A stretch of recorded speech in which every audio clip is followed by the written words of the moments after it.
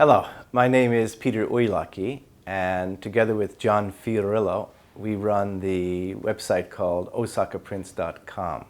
And we've decided to make a video to help explain what Osaka prints are and give a little background information that we don't have on the site.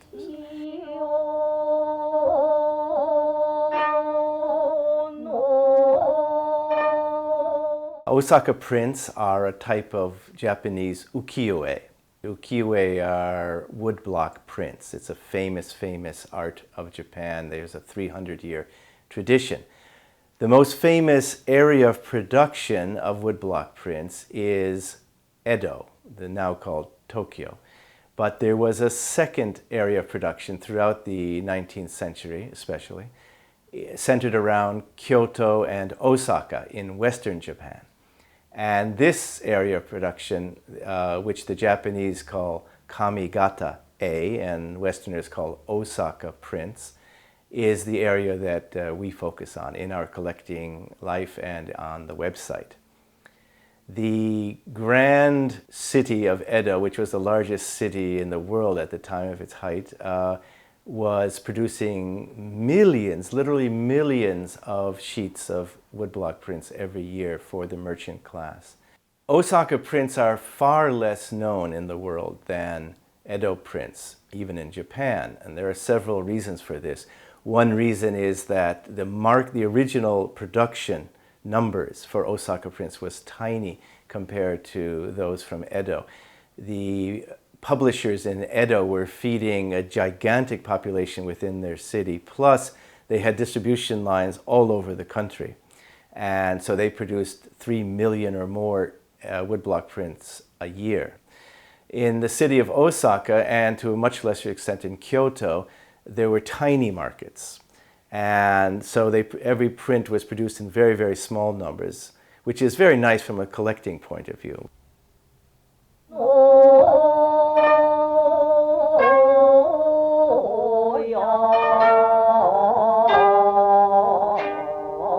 Art lovers of the West met much sooner and in much fuller extent the prints of Edo in their trips to Japan, and when they went shopping in the West as well. The dealers throughout the late 19th century and 20th century had bushelfuls of Edo prints, but they had only the occasional Osaka print, or maybe not even one at all. When I first started collecting Osaka prints, I had to go to several cities and a whole bunch of dealers before in the United States before I found my first Osaka print.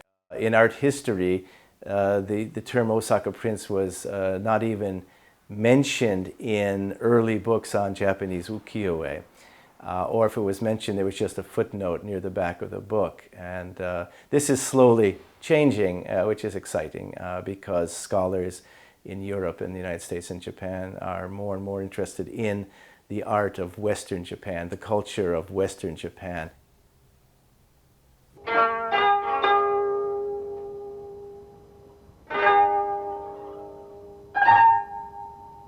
Now, why do people who meet Osaka prints often fall in love with them? There are several reasons for this.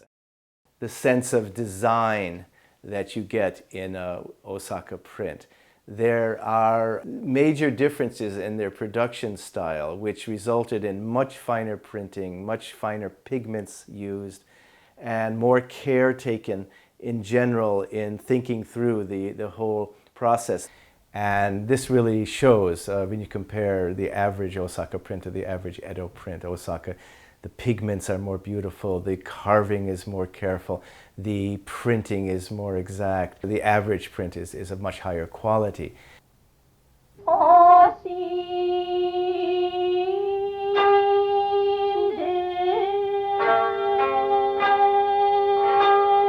In the 100 years of the prime age of producing Osaka prints, the kabuki theater was the central fascination of a huge amount of the population. These prints were essentially fan magazines, and especially in Osaka, 90% of all Osaka prints were dedicated to showing kabuki scenes, or the actor in their dressing room, or the actor somewhere in town having a good time.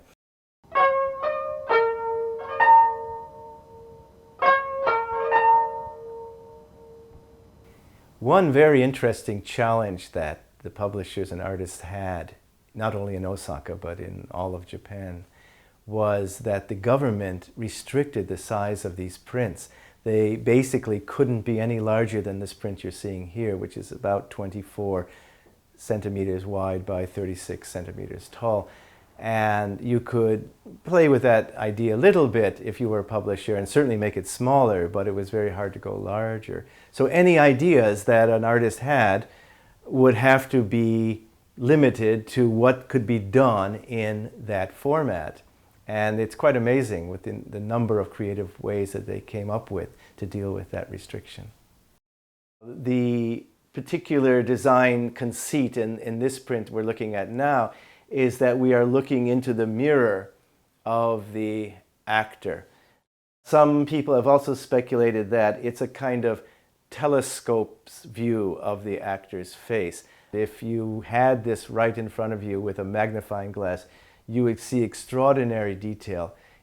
Notice the bats here, this very nice design element of two bats flying above the mirror. This refers to the character. And there's also some rice coming out from the bottom and going behind the mirror. Let's look at the fan that the actor is holding. It's a rising sun motif. But notice the black background to the rising sun.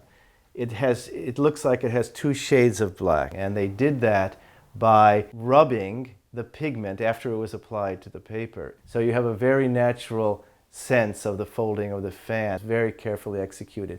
If this picture was in an art book, you wouldn't notice this kind of detail. You have to really see these things very closely and very intimately.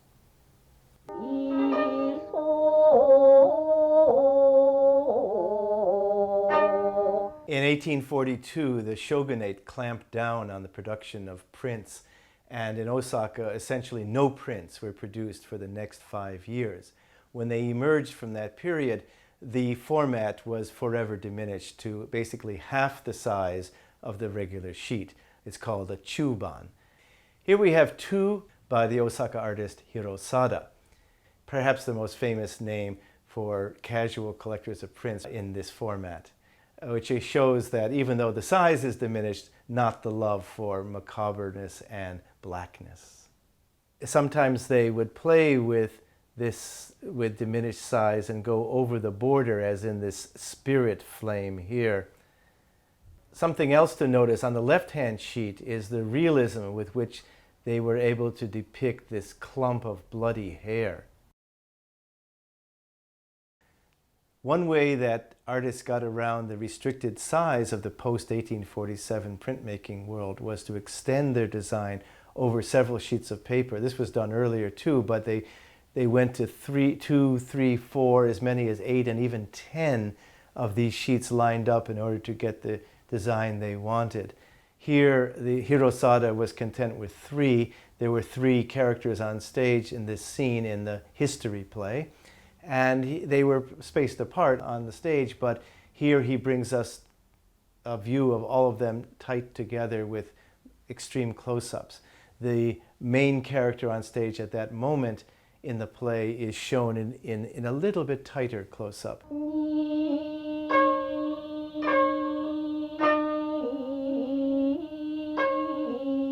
These 2 prints by Hokuei are in the koban format. A koban print is 1/4 the size of a standard sheet.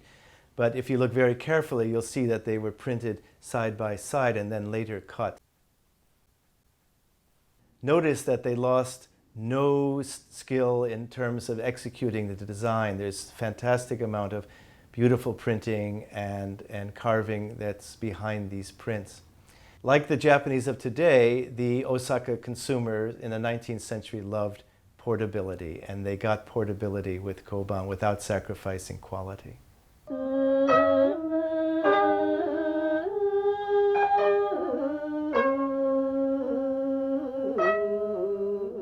Even smaller than koban, which we just saw, is this size called mameban. Mameban means bean-size print, the ultimate in portability.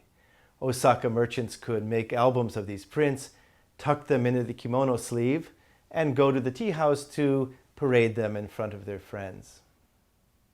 To a large extent, Mameban had their own artists and publishers, opening up a whole new area of collecting.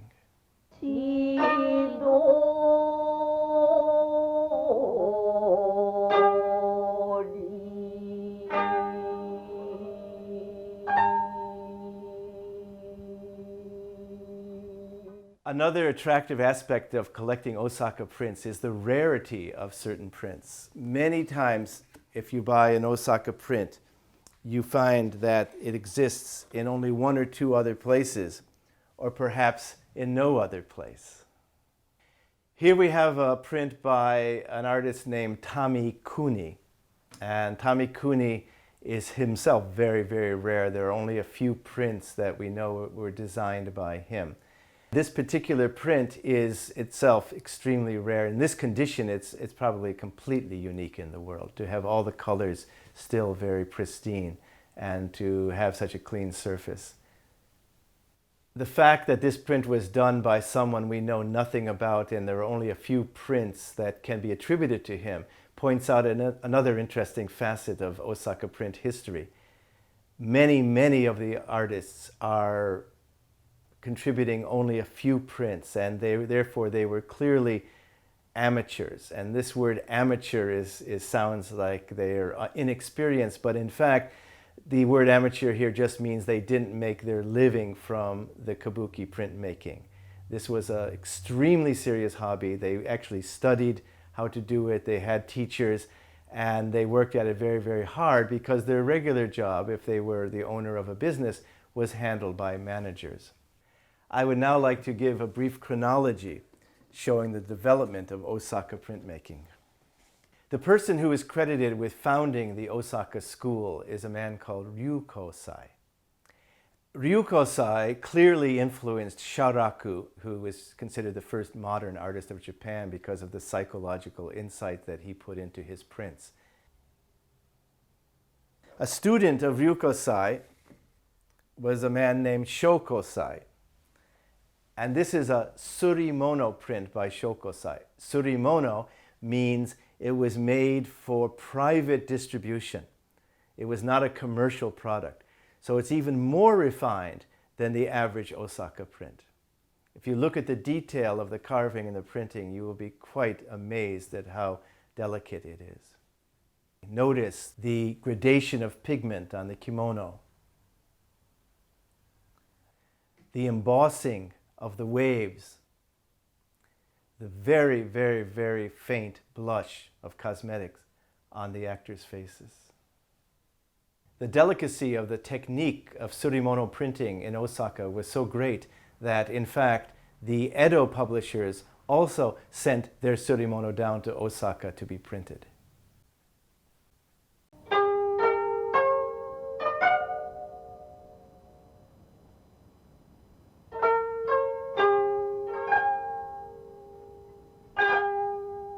Another special effect that Osaka printmakers were very adept at was the application of mica. And this print has a very liberal application of mica powder all over the surface, but it's especially noticeable in the black part of the lady's obi. This artist, named Nagahide, was unusual in that he basically commuted between Osaka and Kyoto. When he worked in Kyoto, he specialized in stencil prints.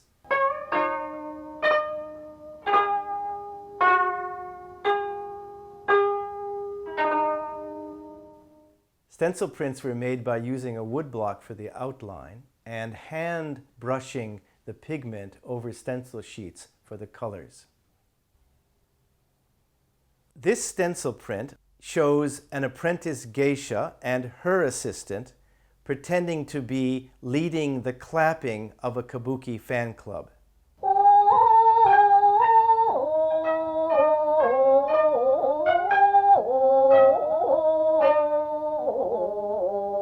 This is a kabuki diptych by the artist Yoshikuni.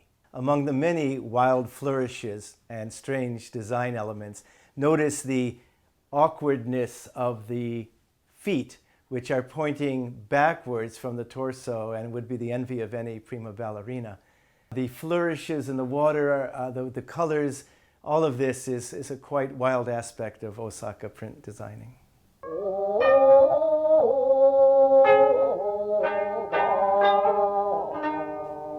These two prints show the same scene from Kabuki.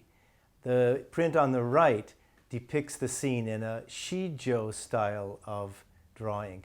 The Shijo school was in Kyoto, a painting school. Because of its proximity to Osaka, some Osaka prints have Shijo elements in them. The one on the left is ukiyo-e style, that hard-edged outline style.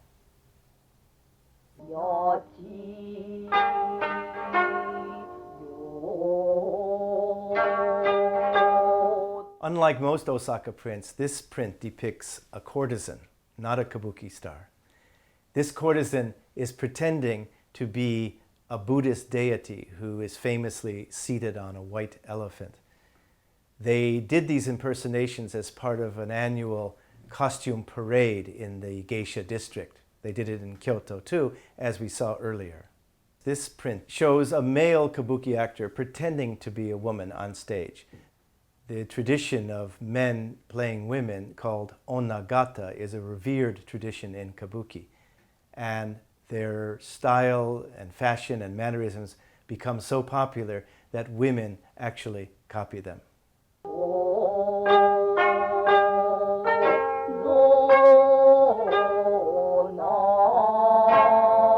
This is a dramatic kabuki print of a necromancer by the Osaka artist Hokue.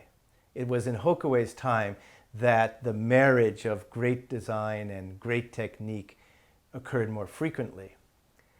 We know it's a necromancer because of the positioning of the hands, and he is conjuring up a whirlwind.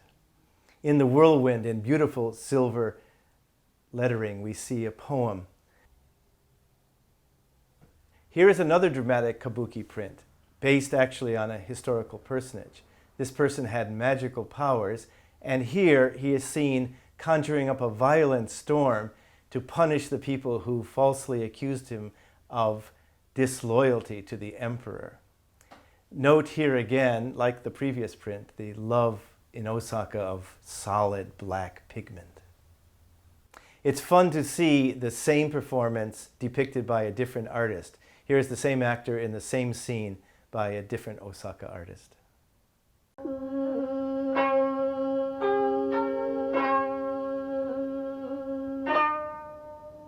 Here we have two more pieces by Hokue. Again, notice the deluxe treatment and notice the liberal use of black pigment, which, by the way, was made by grinding up charcoal. These are two murder scenes. The one on the right shows the murderer still stalking his prey, who is leaving footprints in the mud. And the one on the left, he's already committed the murder and is making off with the money.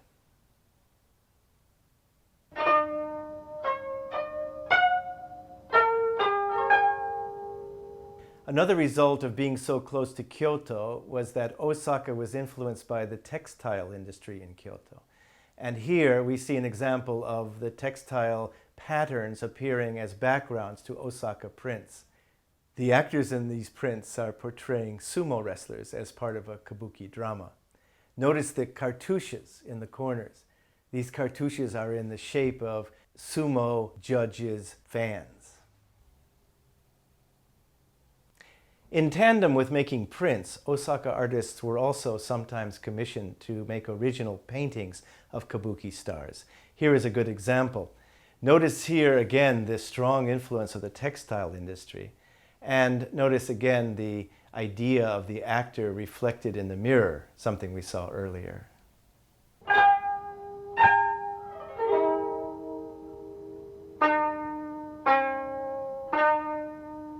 A very interesting artist named Enjaku formed the transition between the Edo period of Osaka printmaking and the later Meiji era and the end of printmaking. And these are two pieces by Enjaku. He specialized in very deluxe bust portraits, normally in the chuban size, but a handful of times he did bust portraits in the oban, regular sheet size, which itself was rare in the post-1847 period. unusual about Enjaku was he had a very special relationship with one actor, this gentleman here, and he also specialized in bust portraits. And thirdly, his production focused on ornate deluxe editions and only occasionally seemed to have produced regular editions.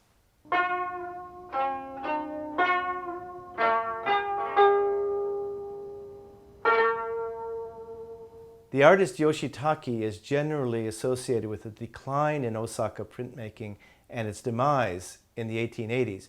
But this is an example of a very early piece by him from the mid-1860s, where he's using traditional natural pigments and is continuing the tradition of fine design.